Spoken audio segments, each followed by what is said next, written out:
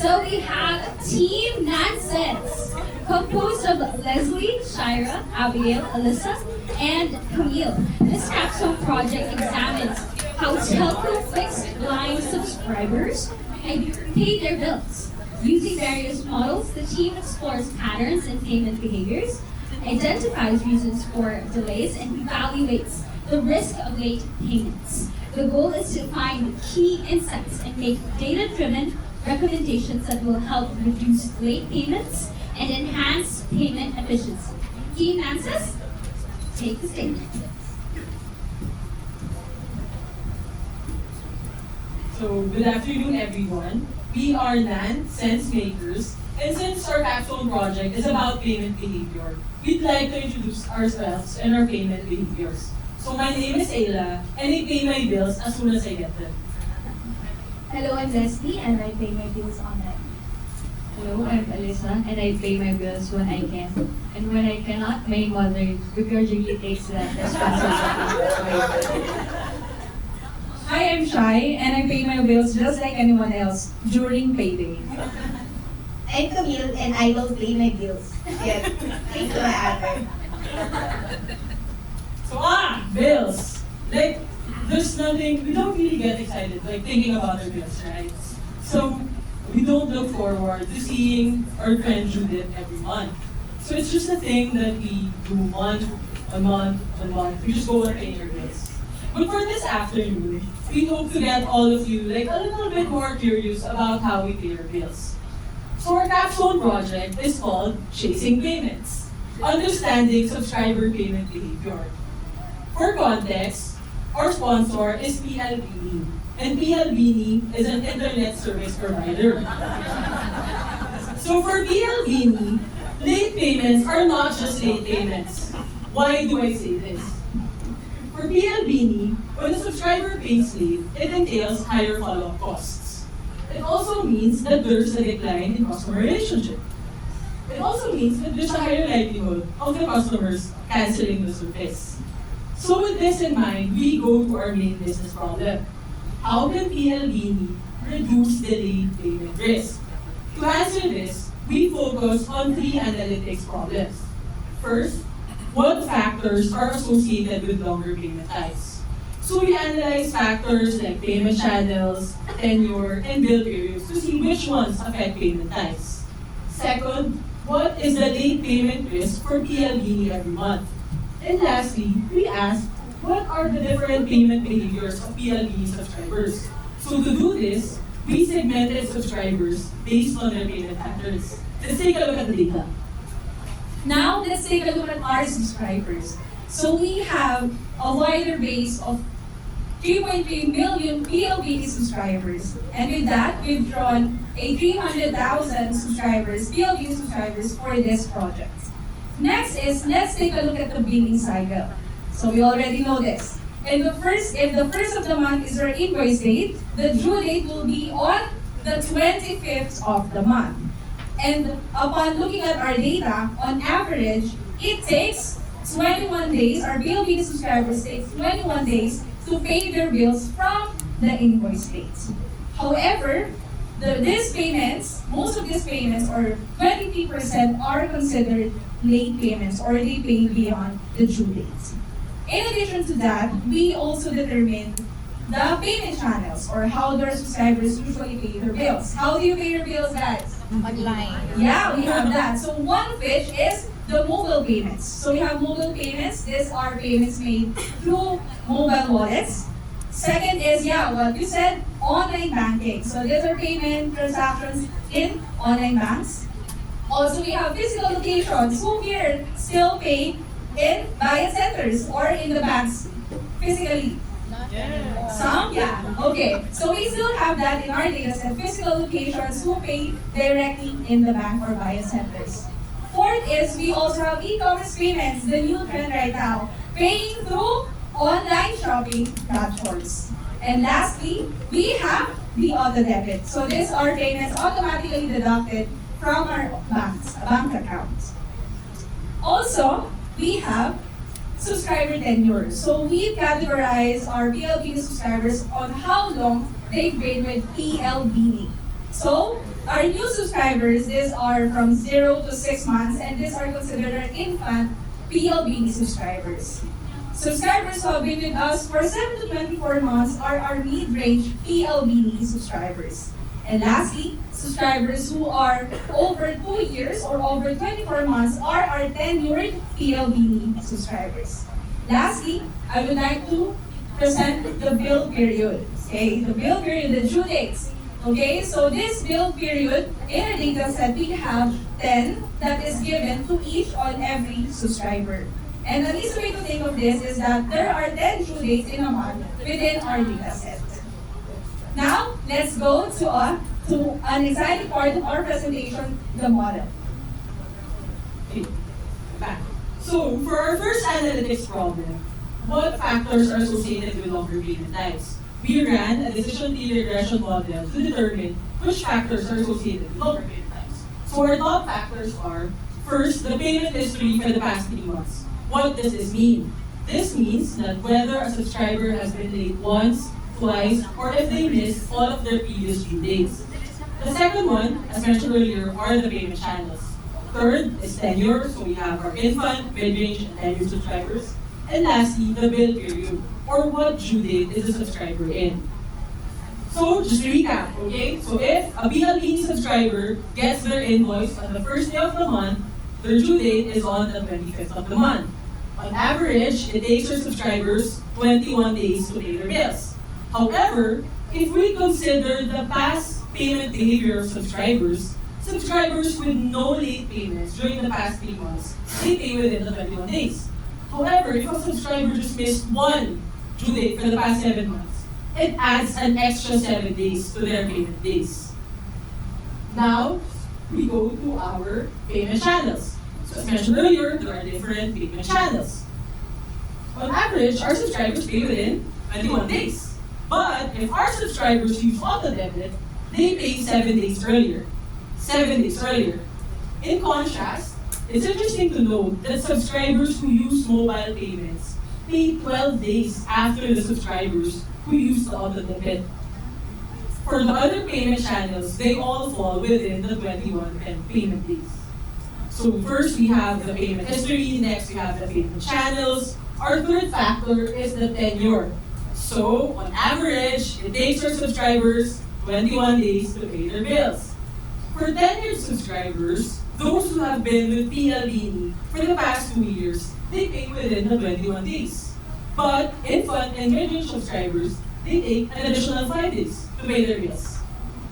And lastly, we go to the bill periods. And bear with me on this, we can do this.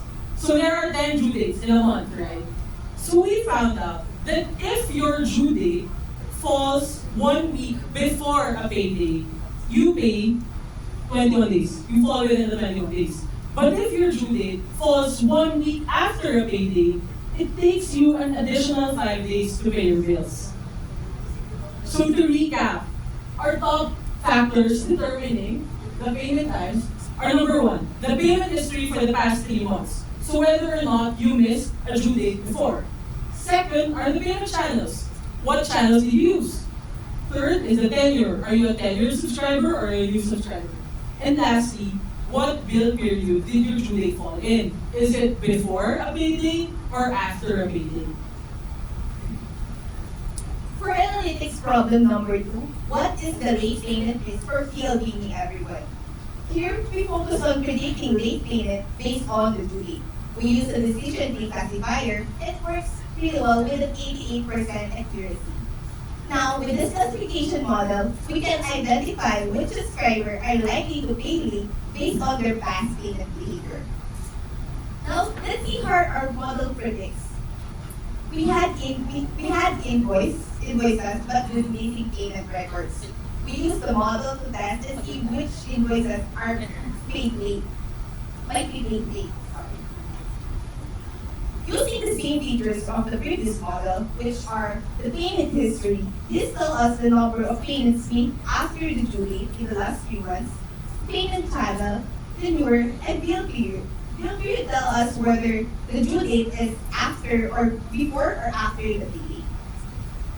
For example, a subscriber who missed the due date twice in the last 3 months, uses mobile payment, is a mid-range subscriber, and has a due date after the payday, the subscriber is predicted to be late. On the other hand, a subscriber who only meets the due date once, has payments, uses the online banking as a payment channel, as a tenured subscriber, and as a due date before payday is expected to be on time. Now, to answer the analytics problem number 2, what is the late payment risk for PLDT for the coming month? Our model predicts that 37% of the invoices are expected to be late.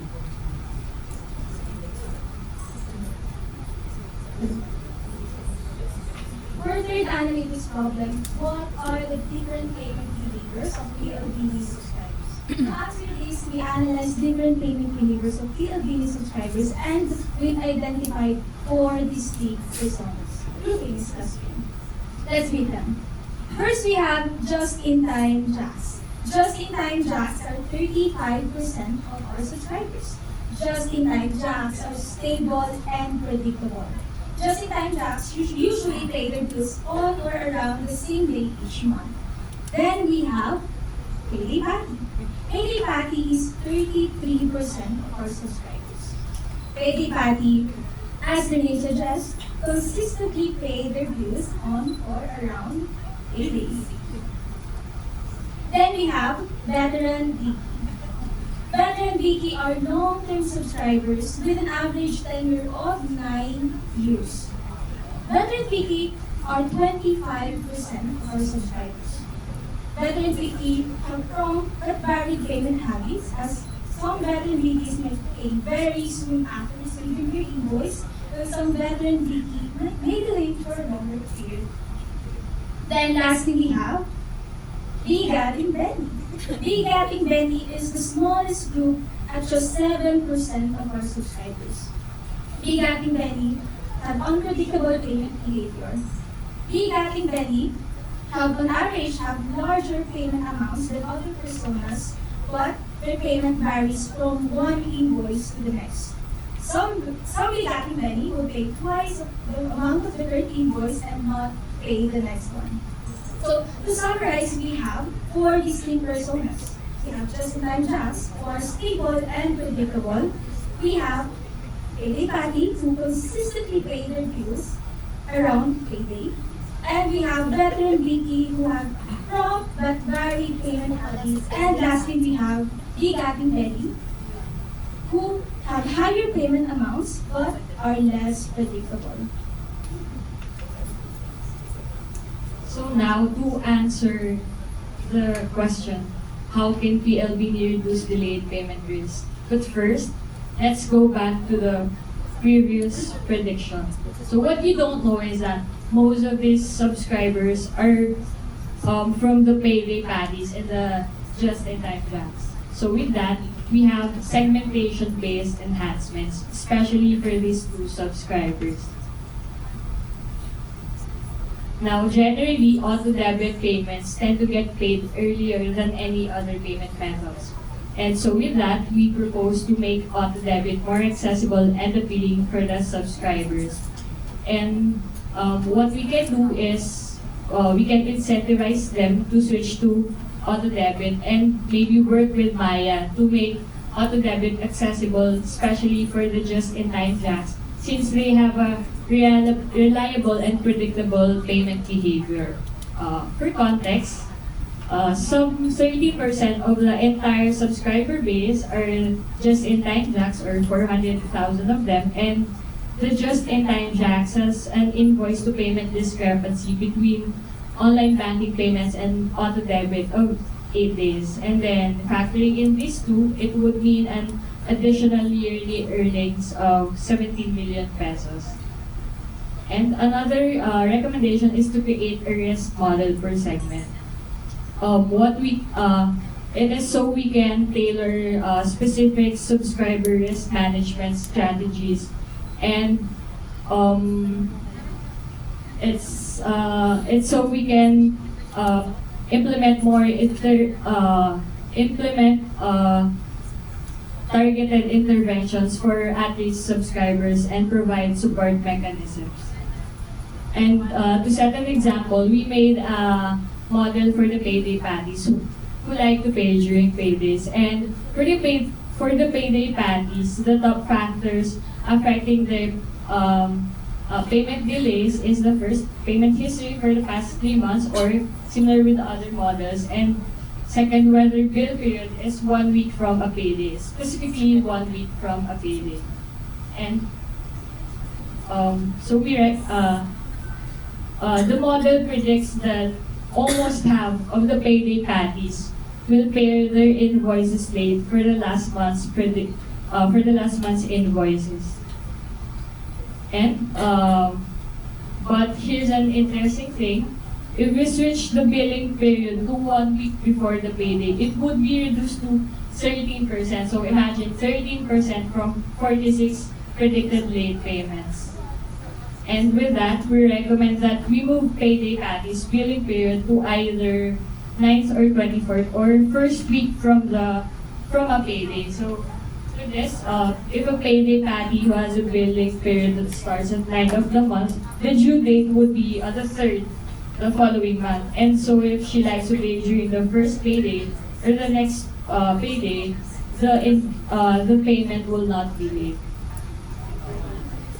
Okay, so for our last solution, in order to reduce the late payment risk is to shorten the payment window. So other competitors have shorter payment terms such as 20 days, 21 days, or 24 days. In addition to this, what if we increase the penalty to influence the payment behavior? So basically, let's have an example on how we can apply this penalty approach. So again, let's go back, let's have a quick recap. If your invoice date is on the 1st of the month and your due date is on the 25th of the month, on average, it takes our PLDT subscribers how many days? 21 days to pay their bills. And with that, if we take a look at the 25th of the month, those that are late payments, as we look at the number of late payments with all the subscriber base that we have, the 3.3 million, all the late payment penalty fee, if we apply a 50 peso late payment penalty fee, we have a 266 million penalty fee in a year, in just a year. In addition to that, again, so from, if we recommend shortening the payment window from the 25th, we shorten it to the 21st, since this is the average number of days that our subscriber pay. What will happen is the earnings will skyrocket to 1.1 billion pesos in a year. So, the question is, should we give up on chasing payments? No, we shouldn't give up on chasing payments. We know that PLDT subscribers, late payments for PLDT subscribers have been a challenge, but we have things to improve that. So, we could understand the payment behavior of our subscribers and that we can create strategies to make payment faster and easier. We could make our auto debit more accessible. We can also shorten the payment window. And last, we could provide an intervention to our at-risk, specifically at-risk subscribers. Remember those payday patties? If we shift that billing period, we can reduce the late payment risk by a big margin. That could create more savings for the business. So with that, thank you so much for listening to our presentation, and we are now open for questions. Thank you, ladies. Could you just quickly let us know what you were doing before? So again, my name is Shai, and I am a teacher, actually part of the 9 teachers of this batch. My name is Ella, and I was in digital marketing. My name is Elizabeth, and I used to be a front-end engineer. Hello, I'm Leslie. I'm currently in the field of pricing analytics. I'm Camille and I'm a graduating student pursuing a DSL.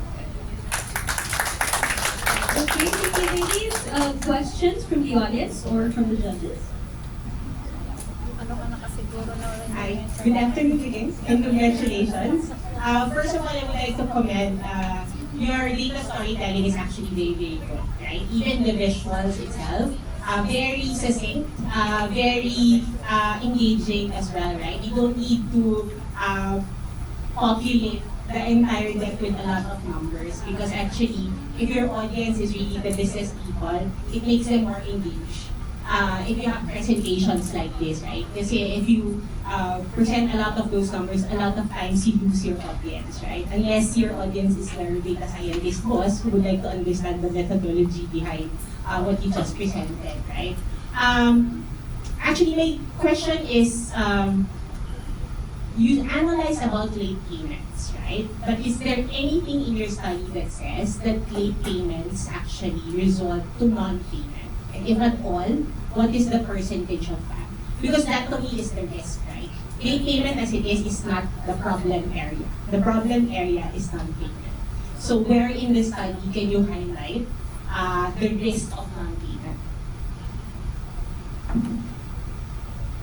So yes, for our data set, we actually measured a lot of the internal PLDT classifications of the due dates.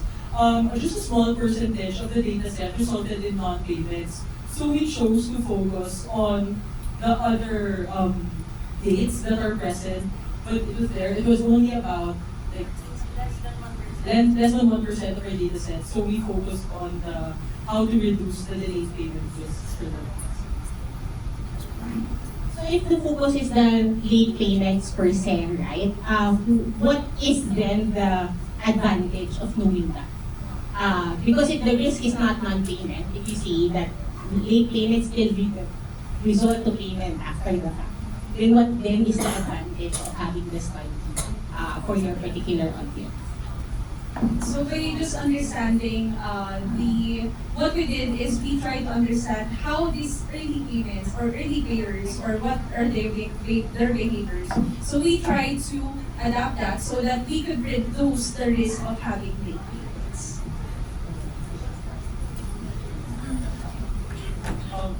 Very tight. I love the energy to always point in how you also presented this. It's very good. Sa late payment lang, we also knows this. We did an agile squad last year specifically to understand a dimension of late payment, which is really towards churn, right? To Audrey's point, it's not really the late payment that is the issue. It is whether the late payment is an indication that the subscriber will churn. So, if that is the case, then my question is how would increasing the late penalty actually solve the churn issue, right? Because if you increase late penalty, baka lalong hindi mag-bayad, right? It's always a balance between imposing penalties because we always try to, as a company, right?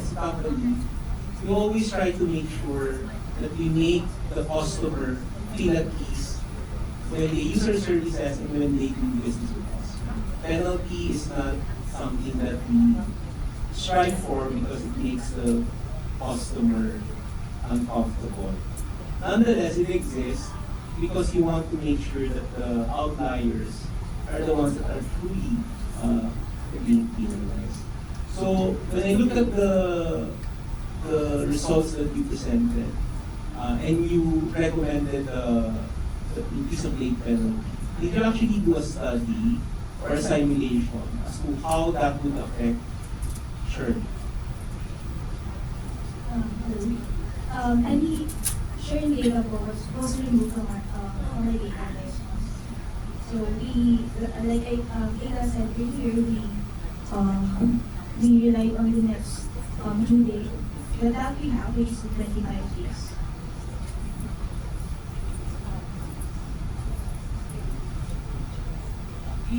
We also did this on the advice of our POC to focus on the late payments because as mentioned earlier, those data are not part of our data set.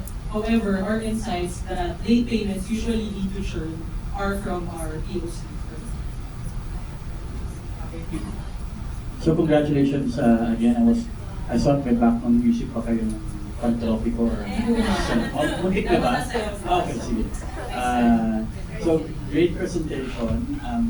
For me lang, as this is a data science presentation, I was kind of hoping there were more some technical, information. I did see mga F1 scores are done, but this is good for I think a key industry stakeholder presentation, but not for yung mga naghahanap din talaga ng technical detail. Was hoping for data visualization then. I actually added yung 33%, 35% yung segments in sa dulo. Exact kayo 100%. Parang ganun, di ba? Usually, you visualize that sa pie chart and share at 100%. So as far as, siguro as a presentation, given that this is a data science, I was kind of expecting some more. Very good, again, analysis, clustering, recommendations. Okay. Take this final comment as something to improve on how you present recommendations. I like the recommendations. Medyo na-off ako sa last. Okay. Because you're actually saying to increase penalties. Doesn't sound nice. We want to use data science for good. Okay. Yes, definitely you can increase penalties, but don't present that in the public setting. Then, probably pinag-uusapan sa boardroom. I think you can phrase it as probably incentivize early payments, advance payments, and that will cost more for your sponsor. For penalties, it's more probably structured fee for late payments. Yeah, I think it's a better phrasing lang. Okay. Kasi if your customers as well, di ba, you don't want to I'm going to be penalized for late payments. Overall, again, very good application of what we've learned in data science. Thank you. Thank you, judges. Thank you. So just to share, thank you for your comments. And Ms. Cara can attest to this. 1 week ago, this was a very different presentation. It was highly technical. And if you have around 50 minutes, we can get down with the modeling. So we actually worked really hard to bring it to a general audience. It's something that they will appreciate. But noted on the recommendation. Yes. Once we're working in PLDT, Thank you again, baby. Napaisip ko yung Okay, thank you again, team. Nice sense. Last but definitely not the least, we have Jamaica, La'Arian, Patricia, Aisel, and Ina from Team Data Actives. With the power of data, Team Data Actives delved into the critical issue of employee turnover, exploring how data analytics can identify key factors leading to attrition. By leveraging insights from data, the company can implement targeted strategies to retain their employees and foster a more stable and engaged workforce. So, Team Data Actives, take the lead. Go!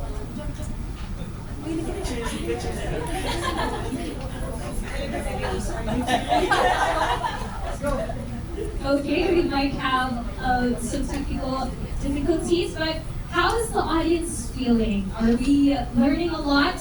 Are we figuring things out?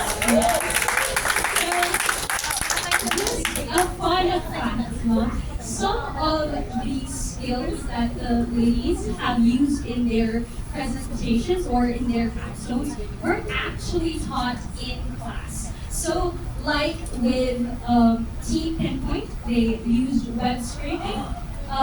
This wasn't taught to them in the 14 weeks, but this is something that they were able to do. So all of these teams have gone above and beyond for their capstones. And I'm actually having a very proud Ating moment, even though a few of them are older than me, but it's a good feeling to see their growth. Okay, so I think everyone is ready again. Team Data Actives.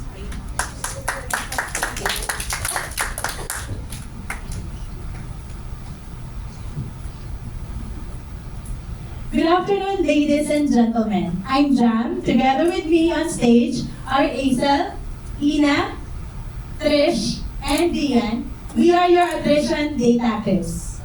So most companies we ensure that most of our employees would come back the next day to work for us again.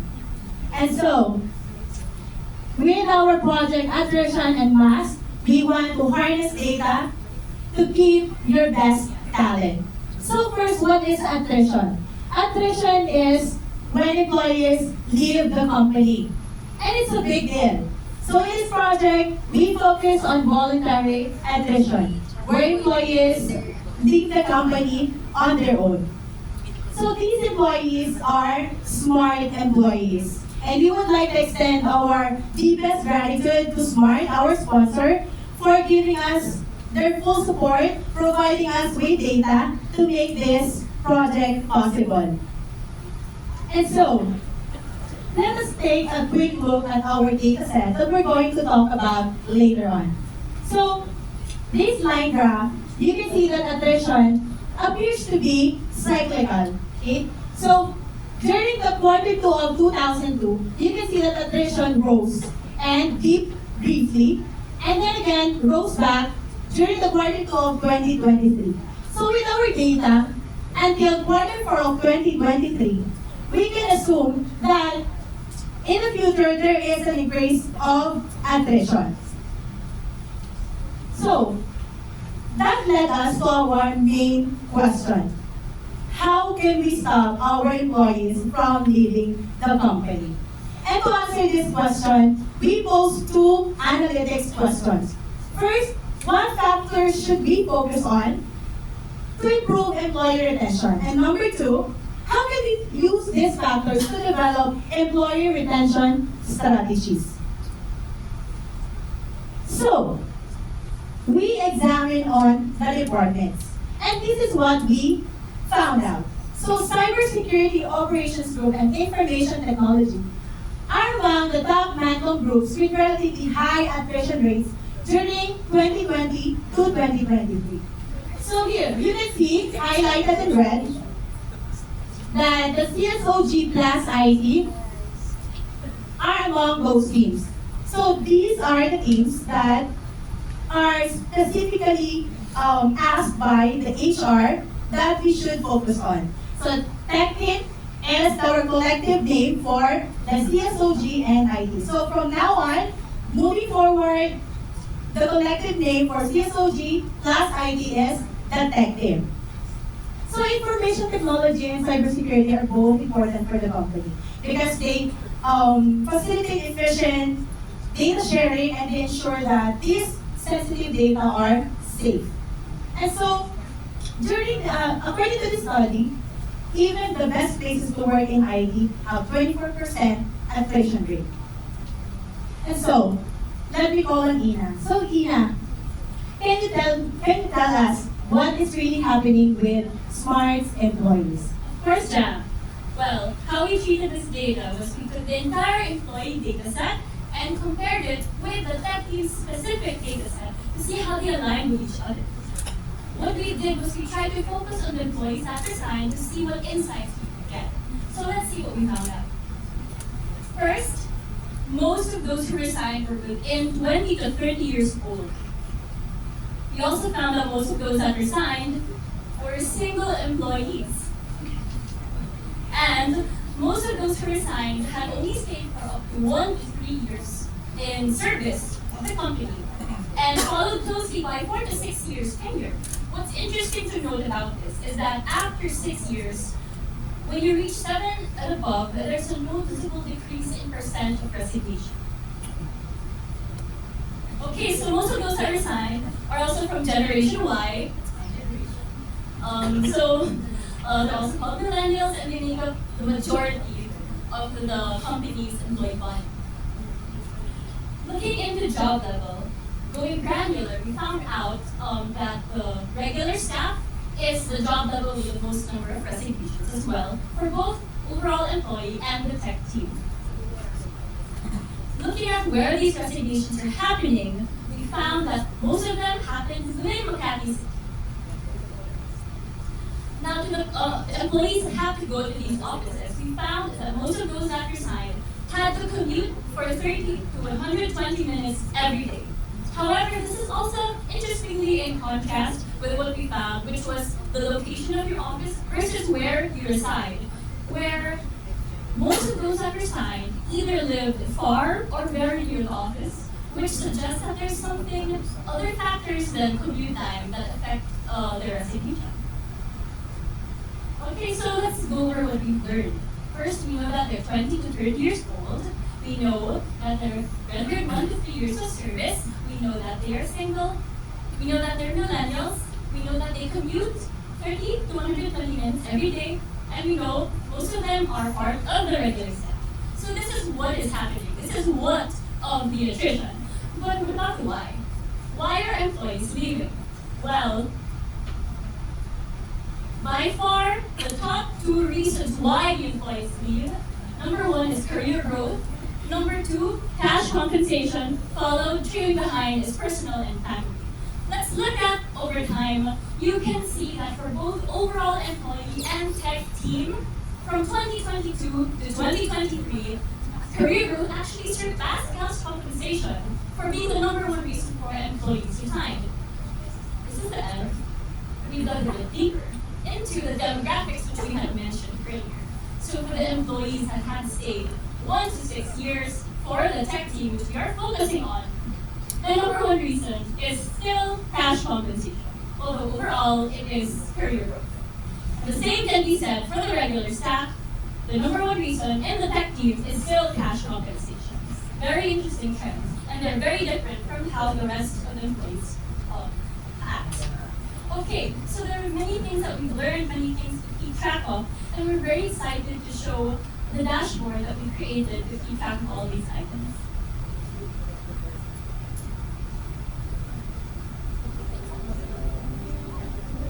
Employees play a vital role in the success of our organization. Understanding their behavior, especially regarding attrition, helps us address challenges and improve retention strategies. Welcome to the Employee Attrition Dashboard. I am designed to give the HR team an overview of the company's employee attrition trends. Let me show you around. On that bar on my left, I take note of metrics like the year's attrition rate, average tenure, and average age. My charts are segmented into assigned and active employees. The line chart compares voluntary attrition or resignation from previous years. I have various charts to help you track information about the employees that are active or have resigned. Let's say you want to see the distribution of regular staff in a specific Mancom group in a specific city. First filter by job level, then by Mancom group, and then select the city. The charts automatically adjust according to those filters. The Departmental Attrition Dashboard is made to help the Mancom leaders track the status of their employees. Here, I track the cybersecurity and the IT groups. I track metrics such as average number of promotions, adjustments, and transfers. Check information like work arrangement, tenure, rush hour, and performance score. You can also track the reason for attrition in the map below, which shows the top reasons for resignation in the Mancom group. Beside it is a table which allows you to sort through employees by job level and reason for resignation. I am a template that can be rolled out to each department to help them track their employees' performance and resignation. By understanding our employees, we can better address their needs and create a more supportive and productive work environment. So our dashboard and our EDA provided us a glimpse into what the data is talking about. But to really deep dive into the data, we also performed modeling. And to lead us through this, we have Trish. Thank you so much for that, Ms. Ina. And now I will present you the attrition prediction model. We use our data to make models to predict the employees' attrition. Just a quick overview of the data. We did data preparation. We clean the data, we impute the values. We also filter the unique numbers of the employee, also up to a sampling and data mapping. And after that, we did a model evaluation. We have different kind of classification algorithms that includes first is logistic regression, a good baseline model to predict employees' attrition. After that is the decision tree classifier. this model visualize the decision-making process, and the Adabus classifier and random forest classifier produces the combination of decision tree classifier. With that, to know the best model, we have our model evaluation, the accuracy, precision, recall, and F1 score. With this, can you guess what is the best model in our use case?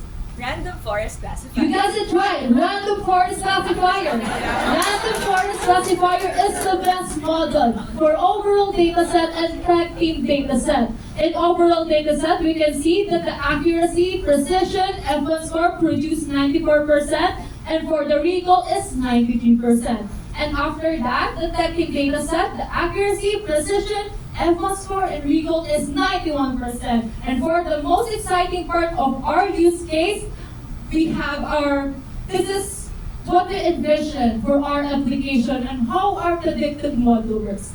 Let me present to you our early warning system. Good day. This presentation is what we envision for our proposed early warning system for the attrition. On the left side, we could input the following features. On the top right, this is the attrition risk, which are high risk, medium risk, and low risk. And on the lower right is the predicted probability.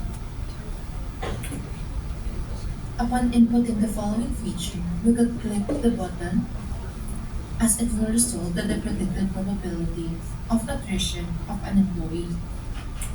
Also, we have a prediction for employee attrition risk, particularly for the CSOC and IT. Upon inputting the following feature and clicking the button, it will result in the predicted probability of attrition. That's all. Thank you. Okay, now to further understand our model better, we should focus on the feature importance of our model. Our target variable is attrition, and if you can see a variable that is red, it means that it increases the prediction probability of attrition, and if it is green, it decreases the prediction probability for attrition.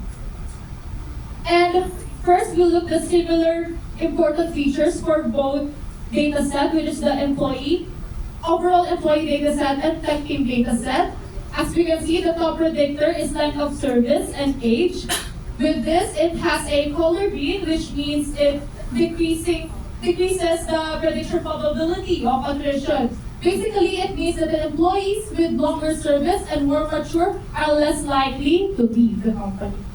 And for the specific parts, overall important features, as we can see, it is colored red, which means it increasingly affects the prediction model. And an employee works in office days, far from the office, is a regular staff, rank and file, with 4 to 6 years of tenure, and in Generation Y, means that it has a high tendency to leave in the company. And for the features that is colored green, the employees with part of Generation X, with 10 to 15 years of tenure, it is male, and it works as store-based, means that it has low tendency of attrition. And for the tech team important features, as we can see, the following features is that employee with unregistered university, far from the city, part of Generation Y, is a regular staff, single, and is smart tower to 22nd floor, is more likely to reach in the company. And for the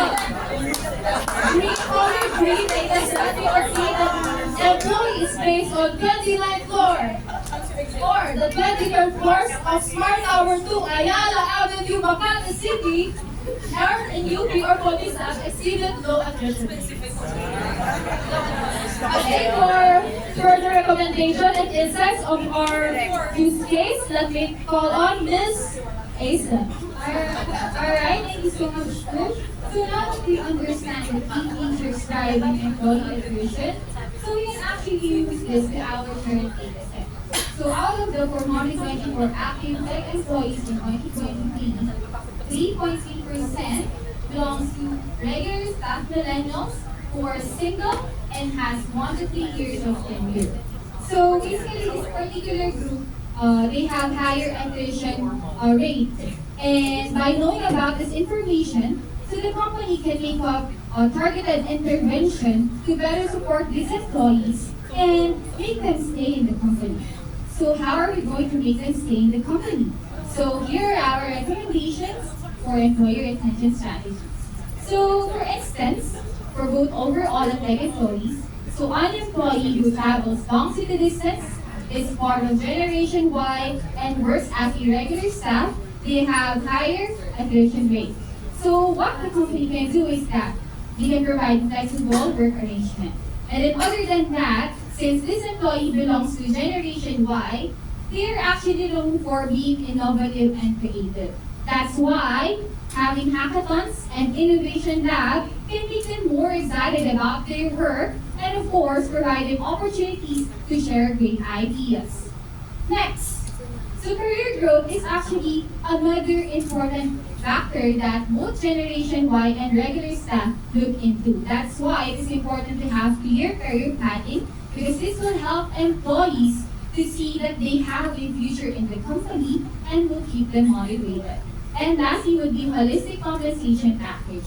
So for top global telco companies, they actually go beyond the basic benefits. So they have special programs to support, like for example, childcare and financial assistance for in case of emergencies.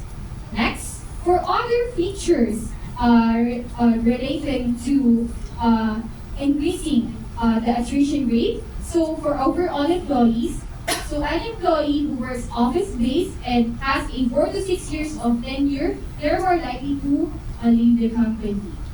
So what the company can do is that they can provide free shuttle service or free parking lot, and of course, who doesn't want free meals, right? And of course, for tech employees. So an employee, specifically who is single and has 1 to 3 years of tenure, so since they value self-growth, so the company can provide scholarship programs and well-being incentives. Alright, so this tab is looking at features that contribute to lower attrition rate. So these are for employees who are part of the Generation X and has a tenure of 10 to 15 years of tenure. So what the company can do is that you can give them tenure-based bonus. And of course, it's important to do benchmarking, specifically the office location to have lower attrition rate. Then for example, you have the Smart Tower to 29th floor and 23rd floor. So by learning about their best strategies, so we can make use of this information and apply it to office locations with high attrition rates. Alright, so now to better understand the financial impact of attrition, let us give the floor to Leanne. Thank you, Hazel, for those recommendations. Now we head on to the return on investment analysis. So given the results that we had for our data analysis on employee attrition, we now present to you our ROI analysis. So several factors make employee replacement due to attrition quite expensive. And these costs include hiring costs, training costs, as well as time to full productivity costs. According to Forbes, the cost of employee replacement is at 33% of an employee's annual salary. But now, let's look into this. So introducing the investment requirements per employee. First, we have the hiring cost, which is based on Forbes 33% of an employee's annual salary, which stands at 156,000 pesos. Next, we have the training cost, which is based on a study by the Philippine Statistical Authority for the average cost of an employee training is standing at a value of 3,000 pesos. And lastly, the time to full productivity cost, which is based on a US study, and this is downgraded into 25% of an employee annual salary, which stands at 118,000 pesos, with an overall total expenses of around 278,000 pesos. As such, as what Isel mentioned earlier, we are trying to focus on the employee portion wherein 3.3% of these employees with high probability of attrition for 2023, we could say that the company can save at least 3.9 million pesos if we want them to stay. Indeed, in today's fast-paced world, staying connected isn't just about calls and texts. It's about living more. At Smart, we believe that our greatest connection isn't about cables nor towers.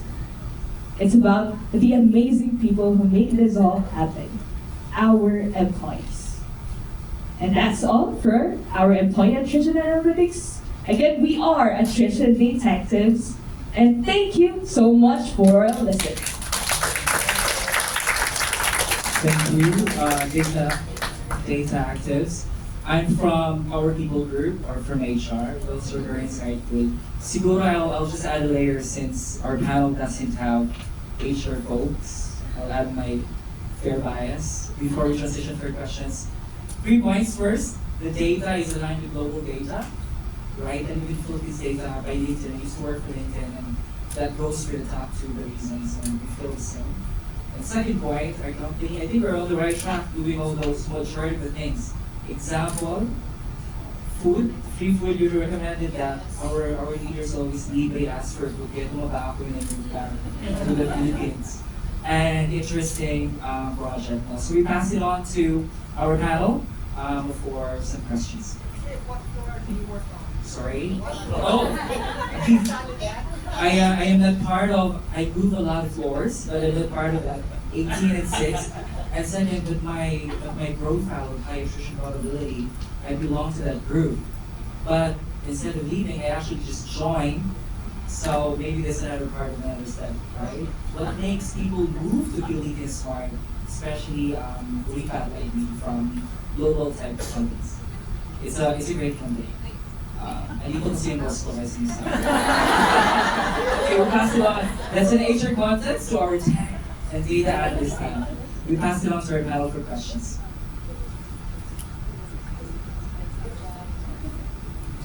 So, good job. You're the last team, so you can finally breathe. I know the congratulations on that. I think the team did very, very well in terms of unmasking the what, right? Understanding really who are likely to be and the profile of that. Basically, also zeroing in terms of which particular, even to the floor, right? To the floor level. I think my question is that what drove your recommendations? Because a lot of the data attributes that led into identifying who the potential leavers are things that are not necessarily controlled by HR, right? I mean, we can't do anything about that, right? And I don't see in any of the data points that you analyzed that led you to such recommendations, right? And the probability of success for your recommendations in order to, because at the end of the day, the problem that you want to solve is not just to unmask, right? But to stop attrition first. So that's my question. Alright, thank you so much for your question. So, as for the recommendations part, most of them come from the studies that we read, specifically asking about or telling us about the information of what companies in the telco industry or in the tech industry are doing to be able to address these concerns when it comes to employee attrition. So actually one of the notable information that I read from there is that they mentioned that for a company to thrive, they need to be adaptable because the company, the groups of people in the company, they are changing. And the future are the generation Y and the generation Z. That's why for a company to thrive, it is important that they will be adaptable to the needs of the people. And for the specifics, actually, we really wanted to study more about this and look into the non-monetary factors that will drive employee retention in the company. That's why if given more data, if given opportunity in the future, we would like to look into the job satisfaction factors, and then other than that, we would also like to look into the performance scores of those who left the company before. And for targeted intervention, specifically for the learning and development part, we can look into the specific competencies that these employees, or specifically for the tech team, what specific skill gaps do they want to be filled with? Well, I just became IT head last August. So thanks for the heads up. I might need to visit the second floor on Monday. Maybe before I go home, I'll go down. One of the great things about the data science as a practice is that when you surface, insights like this, it leads to other questions. Right? So that's one of the part of it. The other thing that I would say is, maybe the financial cost is actually more. Right? You look at the employee that left versus the employee that you would probably have to hire at a much higher salary. So there is that other component. The second cost is really the morale, right? The ones who got left behind and the ones who. We as a company will always look at the welfare of our employees to a certain extent within the boundaries of what we are allowed to do. Right? So I also share all these recommendations. Yung recommendation kasi, it cannot be specific to a demographic. Right? We talk about females, and why are we the staff like females, and why are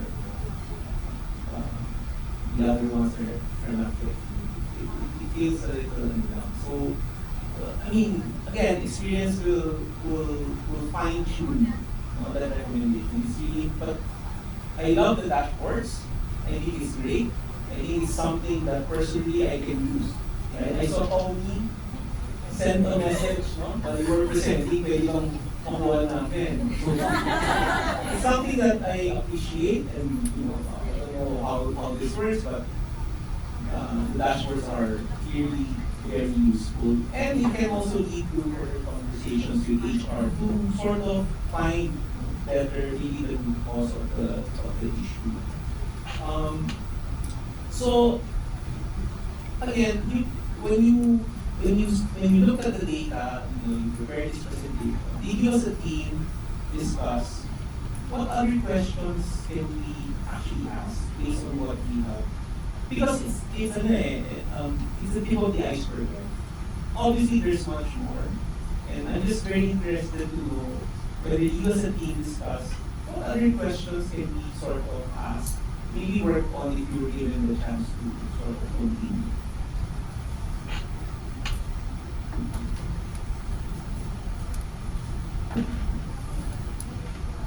Aside from what Lisa had already mentioned, which was more the job satisfaction performance, we were wondering, one thing we were thinking about is if the company had given surveys, which we did confirm upon, which is a way that HR can continuously track how the general vibe of the employees. But unfortunately, that data wasn't, it was hard, I think, to collect into something that we could use. But yes, something that is tracked more constantly than once a year, I think would give us a better look. And another that we were thinking about also was employees that form relationships together. I don't know how you would track this, but we were thinking employees that form relationships sometimes leave together at the same time. So per batch. Tribes. By tribes, yes. And although we tried to track, like, when do they all come in at the same time, were there groups that came in at the same time and left, but we couldn't find like specific tracks of that. But those were some of the things that we were thinking about. So, great presentation. I think attrition is a problem naman of any organization. So, I think there are very good uses to this. Your data set ba contains voluntary and involuntary resignation, or just voluntary? It contains both voluntary and voluntary. Alright. My suggestion is remove the involuntary. So wala So, siya. we already Just voluntary. did Yes. Okay, sige. So that's good. So just voluntary resignation. There are also certain, the dashboard I like of the petition, although you didn't actually kind of explain how it's working, is it like there's a formula, each factor has a different coefficient, the weight, so that it will go into this, it will calculate the percentage of the likelihood of resigning. Yes, that's actually how the model works. So it will, so basically based on what we've shown a while ago for the early warning system, thank you. So the user just need to input the information for the features, and then it will come up with the percentage or probability of these of the attrition.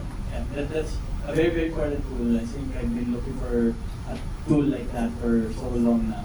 Some further improvements lang dyan is you can actually, you can disable certain features.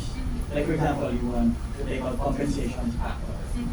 Okay, that will improve probably your scores.